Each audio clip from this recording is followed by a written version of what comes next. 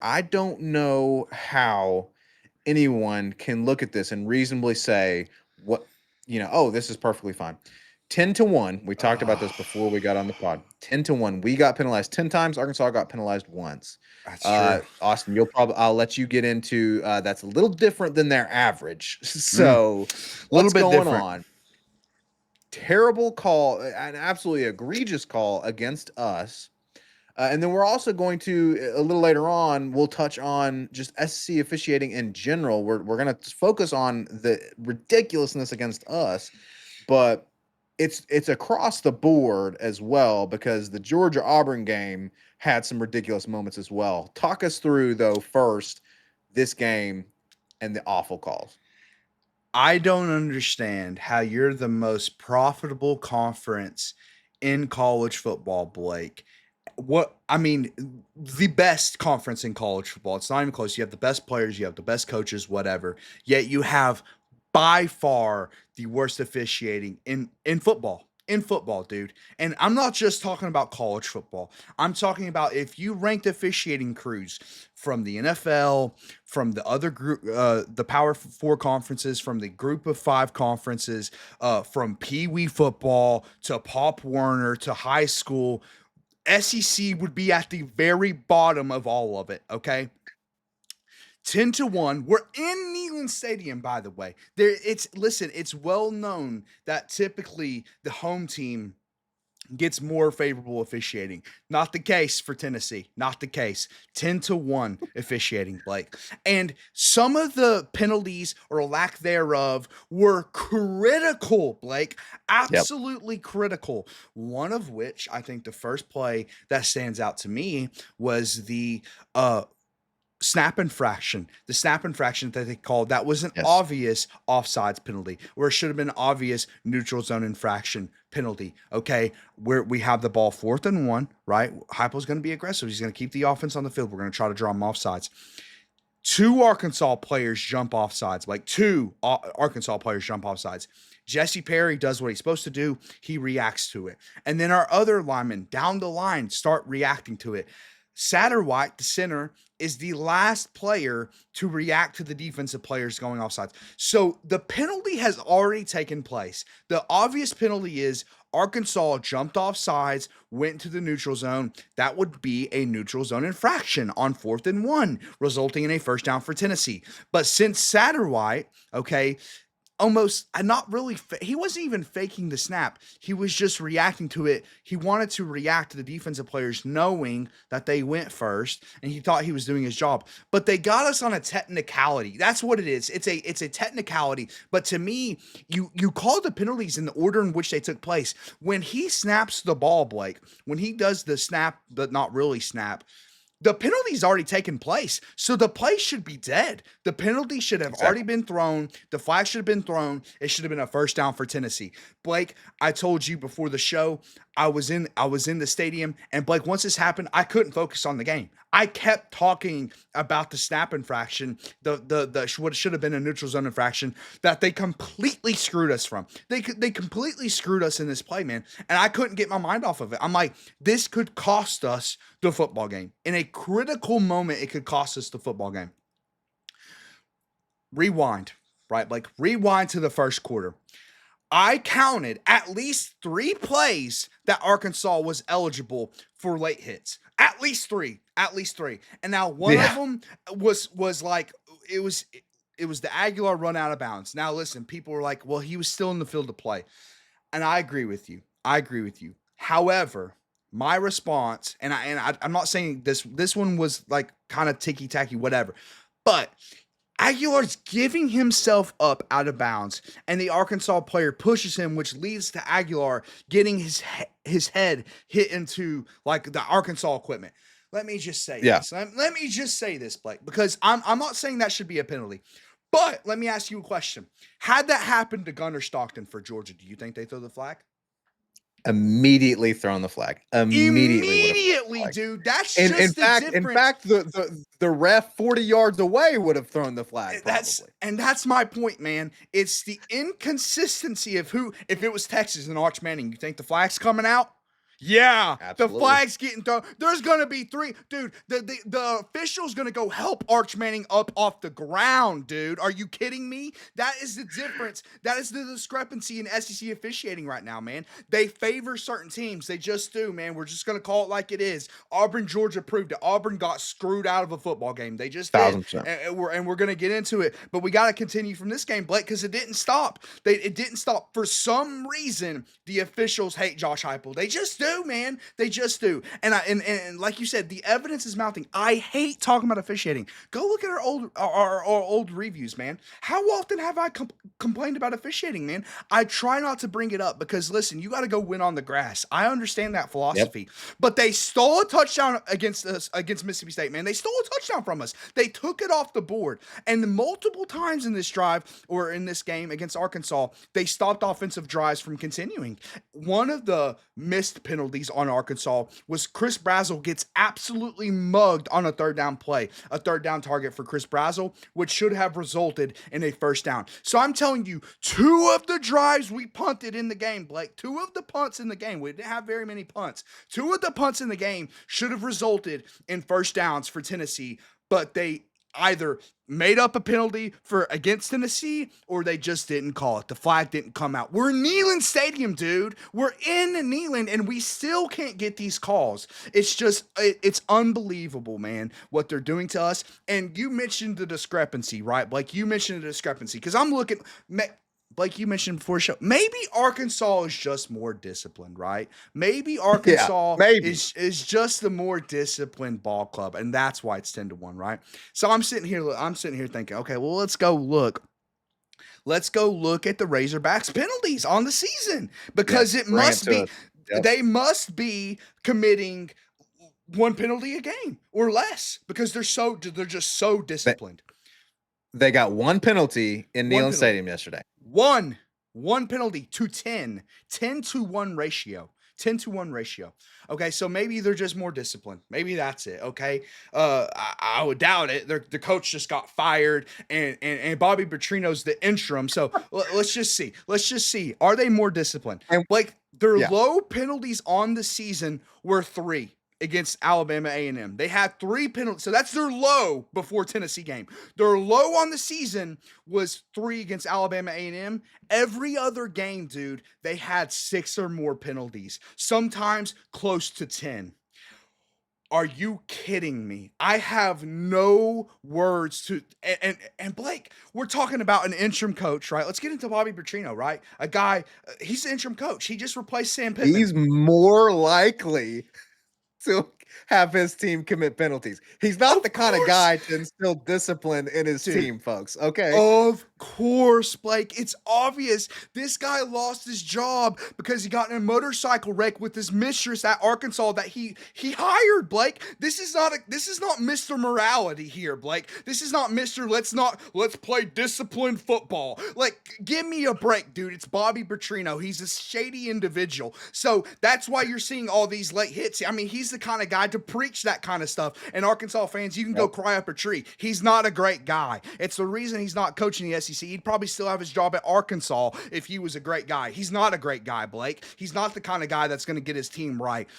The fact is, it's the SEC officiating, man. That's how you get a 10-1 ratio. That's how you get this. It's not Arkansas being all Mr. Discipline, even though they've averaged 6 or 7 penalties against all the big teams they played this year, Blake. Give me an absolute break, dude. It was abysmal, and it's been abysmal, Blake. It's not that this ain't the first Yes. time it's happening. It's been abysmal. It's been abysmal. And so the question is, what's going on, right? And I'm seeing some folks on social media. Look, Austin, I'm not much of a tinfoil hat kind of guy, but every now and then the tinfoil hat starts to be looking. It's like, man, it's getting hard to argue with them, right? And you're seeing some people on social media start to be like, hey, is the SEC for ratings purposes trying to keep these games close? Are they, like you said, favoring certain brands because it brings in more revenue? Now, Tennessee, I mean, we bring in a lot of views. So, it's like you don't get a bigger brand than Tennessee. Okay, we consistently have games that have some of the highest ratings in football, in sports. Okay, but do you have these SC officials and the high Sankey and all these people in this SC who are trying to keep these games close in order to improve your ratings, improve your revenue, right? Because apparently the amount of money they're making already isn't enough. You gotta, get a little bit, or is it honestly, Austin? Sometimes I think about, is it these soft refs and they're still butthurt about the mustard bottle? Okay, let's just, they don't like They're Tennessee all because the buddies, Blake. Tennessee fans That's a are fair so assessment. exactly. Exactly. Tennessee fans are passionate and and let's be clear, I don't condone throwing a golf ball and trying to hit someone with a Well, golf ball. I mean, I do if it's Lane But Kiffin.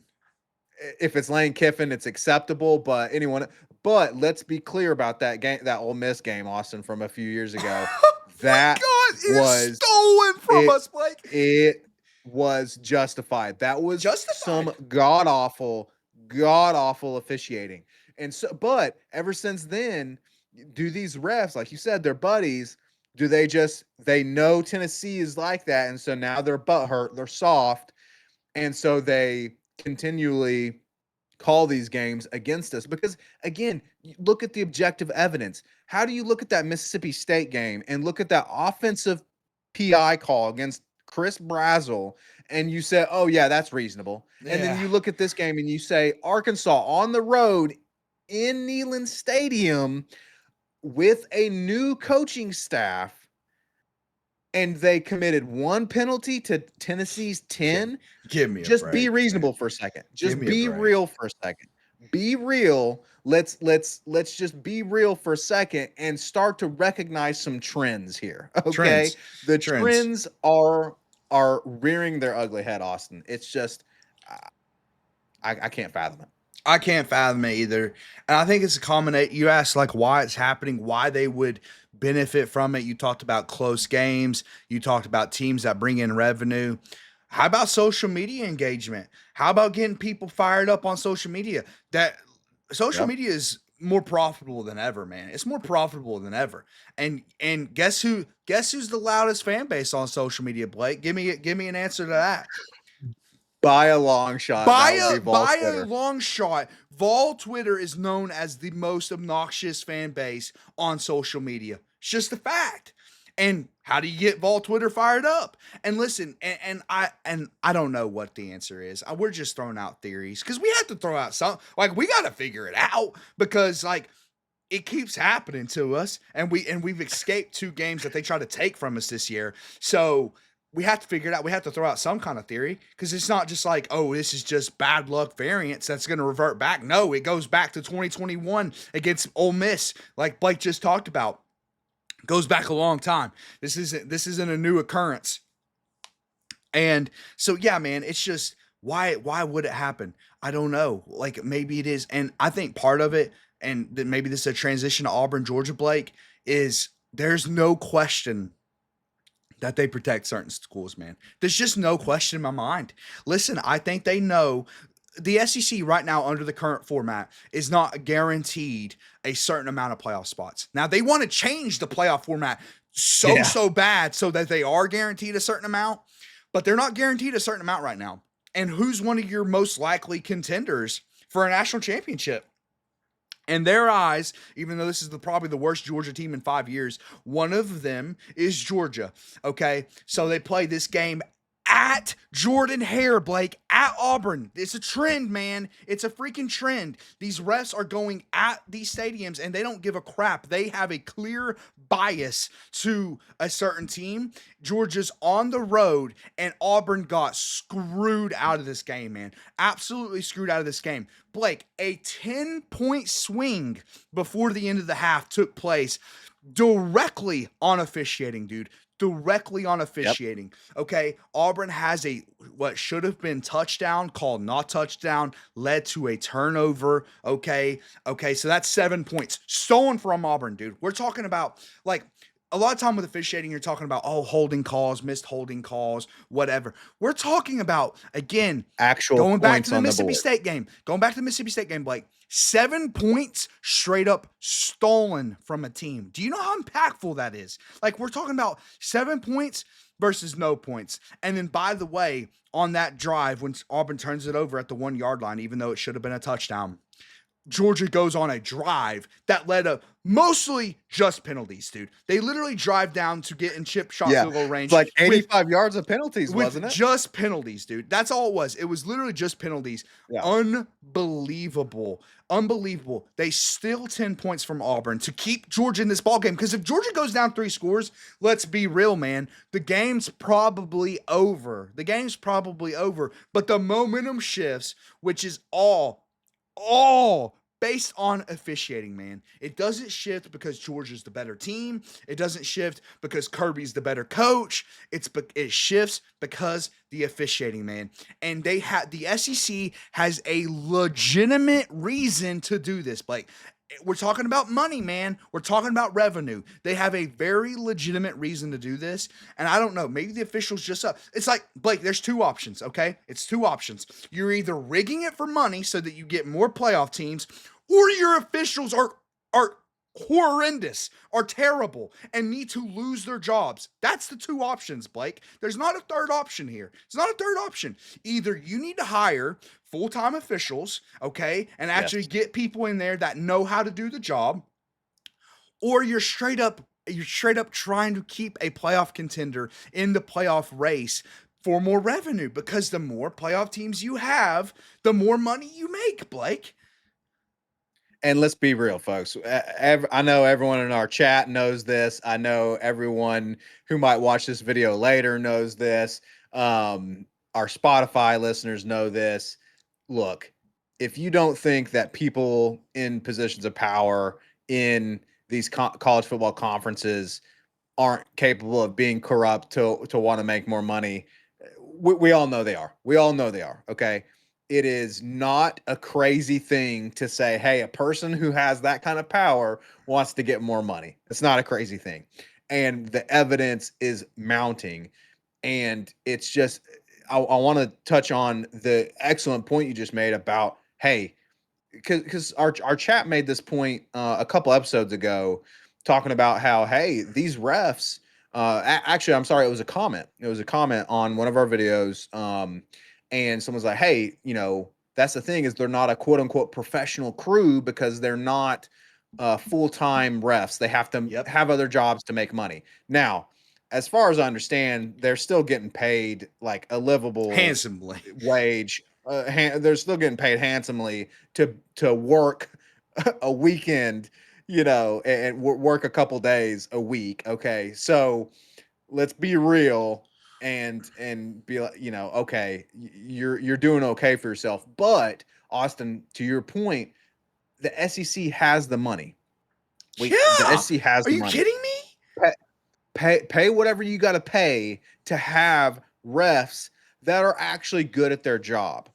And then the question becomes, you have the money to do it, you have the ability to do it, to make them full-time, pay them 6 figures if you got to, okay? Pay them 6 figures to work a third of the year and have the most cush dream job of all time. Okay? Do it to have a professional crew. But if you're not doing it, why?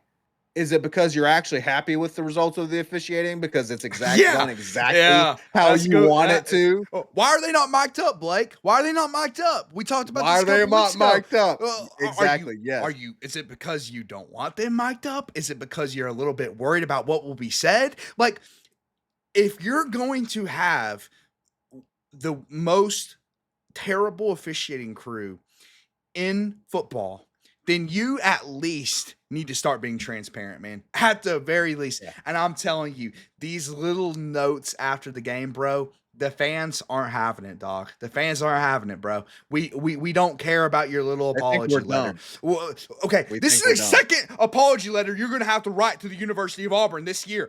Do you see the problem with that? Do you see a problem with that? The little apology letters aren't cutting it. You're going to have to get better at your job. As simple as that. It's You're going to have actually to get better at your job. because it's changing the outcome of football games. It's change, Correct. and thankfully for us, against Mississippi State, against Arkansas, thankfully it didn't change the outcome. However, it does impact our resume because, like you talked about, performance Yeah, it matters, does. and these fools who are making the decisions on the rankings, even the playoff committee, they're going to look at a box score and they're going to say, oh, well, that was a really close game against Arkansas, at home. What's going on, Tennessee? Well, no, actually it was not that close.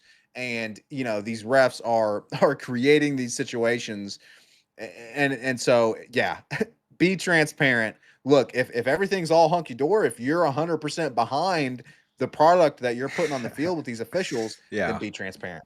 Be at Be least at the transparent. very least be transparent. Wesley in the chat just said refs in the FCC are paid 3 to 5K per game. I haven't looked that up. If that number is true, then it is a livable. It's not a handsome wage, but it is a livable wage to be a part-time employee.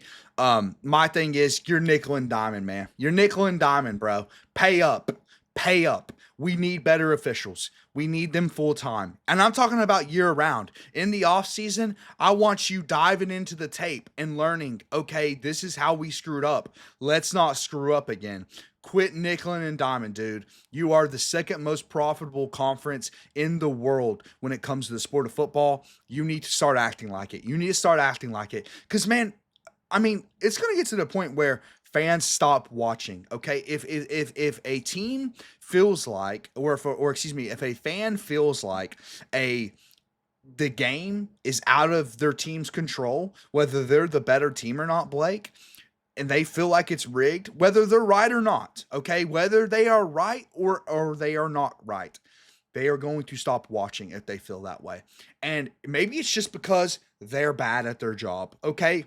If it's as simple as that, then quit nickeling and diming them. Okay. And if it's not Yeah. that, we'll figure out eventually. We'll figure out eventually if Kirby Smart and the Georgia Bulldogs were just your golden child, and for some reason you decided. And listen, here's a fact. Okay, I know I'm going all over the place, and I brought up Texas and Georgia. That was very strategic. Okay, and I didn't even bring up my most hated school, which is Alabama by far. I would cheer for ISIS against Alabama, Blake. I didn't even bring up Alabama because I don't even think it applies to Alabama right now. Georgia and Texas are the two teams I brought up. Okay, let's say they're not rigging officiating for Texas. They rigged their schedule. Go compare Oklahoma and Texas' schedules heading in the SEC. Do it. I encourage everyone right now, go look at those schedules, the difference of difficulty in those schedules, Blake.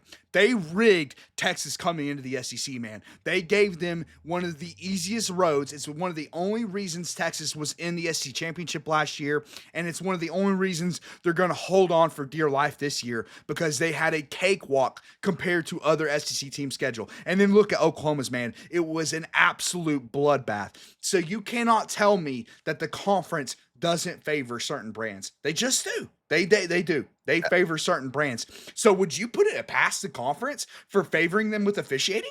Because I wouldn't. I wouldn't put it Of past them. course. Well, like if they're Exactly. doing it with scheduling, surely they'll do it with officiating. And maybe it's certain coaches too, Austin, because one last thing I'll say on the Auburn Georgia game is this controversy with Kirby Smart calling a timeout and then saying that he was clapping. Oh, Now here's the deal. So he oh, called a time, for folks who didn't see, he called a timeout, and then there was some confusion on the broadcast. People thought that he was saying, no, I wasn't calling a timeout. I was clapping. uh, And then they didn't charge them for a timeout, and then they just reset the clock and let him have a do-over. Now, here's the deal, Austin. People are yeah. saying that what he was saying, he was calling a timeout, but he was saying that Auburn was clapping, the Auburn defense was clapping, which is Uh, illegal and should be a penalty. Here's the deal. If that's the case, then either you should have thrown the flag on Auburn, or you should have charged Georgia still for their timeout, because he clearly called a timeout, but they just gave him the timeout back and then they just let him redo it. Austin, it's crazy. when what when does that happen in Uh, football, that you just get a do-over? When does that happen that you just get a do-over? when Oh, you're when roll the you're clock Kirby back, do it Smart, over. when you're Kirby Takes these Smart in back. Georgia, Are they get are it. you kidding me? It's Blake, and here's the thing. Go look at the video. No Auburn player clapped. No Auburn player clapped. They Yeah, didn't. I looked at that. Yeah, They didn't exactly. clap. It didn't happen. He made it up. And it's like, I it's blatant. I mean, dude, like, and how do you feel as an Auburn? And you know what's messed up? They might have cost Hugh Freeze his job. They might have got a Yeah, man fired because and dude, and that's another thing. You don't know the interpersonal relationships between these guys. I won't go down a rabbit hole, but the point is at the end of the day, man, the Georgia Auburn game was blatant. They were in the Arkansas Tennessee game. They were blatantly trying to keep Arkansas in this football game with officiating. And a 10-to-1 ratio should never happen, especially that's when just you have 102,000 fans chanting, "Refs, you suck." Trust me, I was one of the fans. It happened in the stadium. Like the pressure is for them to call the game in our favor, and they did not even the complete opposite. They did the complete opposite. It was clear. It was called in Arkansas's favor all game long. Okay, it's very yeah, obvious what's happening, and the reason is unclear. Right? I think the reason's probably several different reasons. And again, if it just boils down to your officials are bad, then that's on you too. Like whether the conference is directly trying to keep games close or benefit certain brands, or you're just nickel and diming officiating and pay like you said, Blake, play him six figures, make him full time, mic him up. Like there's so many things that you could change immediately, dude. Immediately. We're not talking about yeah, something because again, college football is a mess, right? NCAA, lack of leadership, blah, blah, blah. Officiating comes down to the conferences. So you can't complain about the NCAA at all. Every conference has their own officiating. I would encourage people. We talked about it last week. Some of you might not have been here. I would encourage people watch an ACC game. They mic up all their officials. Okay, so when they have a huddle, when they have a little 5-minute huddle to decide if it's a snap infraction or if it's a neutral zone infraction, like how are we going to screw Tennessee out of this play? They would be mic'd up in the ACC. They would have mics on them, and the fans at yeah. home would be able to hear exactly what those officials are saying in that moment. Dude, we're talking about, oh my God, what is the ACC better at than the SEC, Blake? It's not fan attendance. I mean, at fan attendance, dude, are you kidding me? We have multiple stadiums with 100,000 plus capacity, and if it's not 100,000 plus capacity, it's close, and they're all full every single weekend, whether your team is a real contender or not. Jordan Hare against Georgia was packed. They're 3-2. It's complete sellout. Okay, so fans better, coaches better by far. Players, what, Better. just go look up NFL draft history, Blake, and by conference. Look up NFL draft history by conference. It's between the SEC and ACC, not even close, not remotely close. Revenue, SEC has a way better TV deal, man. They have their own network that's very popular that actually airs games. Like it's not even close revenue wise, like not even close. Like so, I just went through the list. They're better at everything. Better SEC, everything except except the officials, and it's not even close. Like the discrepancy of players and talent in the SEC and ACC, that's basically the discrepancy in officiating, man. That's how much better the ACC officials are than the SEC, and there is absolutely zero excuse for it.